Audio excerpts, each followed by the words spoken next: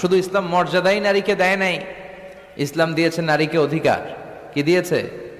এখন অনেকে পত্রপত্রিকায়, মিডিয়াতে, টক শোতে ওরা বলতে চায় ইসলাম নারীকে ঠকিয়েছে, ইসলাম নাকি নারীকে অধিকার দেয় নাই। আমার প্রিয় বোনেরা, যাদের কানে আমার মাইকের আওয়াজ যাচ্ছে, খবরদার এই সমস্ত ধোঁকাবাজদের কথা শুনবেন না। এরা অধিকারের আড়ালে আপনাদেরকে ঠকাতে চায়। এরা নারীকে বিজ্ঞাপনের পণ্য বানাতে চায়। পত্রপত্রিকায় একটা পেজ থাকে বিনোদন, ওই পেজে আপনাদেরকে অসম্মান করা হয়, ঠিক কিনা?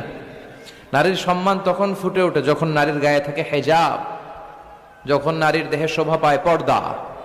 এই হেজাব আর পর্দা নারীর অধিকার, এই হেজাব আর পর্দা নারীর অহংকার, এই হেজাব আর পর্দা নারীর আভিজাত্যের প্রতীক, এই হেজাব আর পর্দা নারীর রুচির প্রতীক।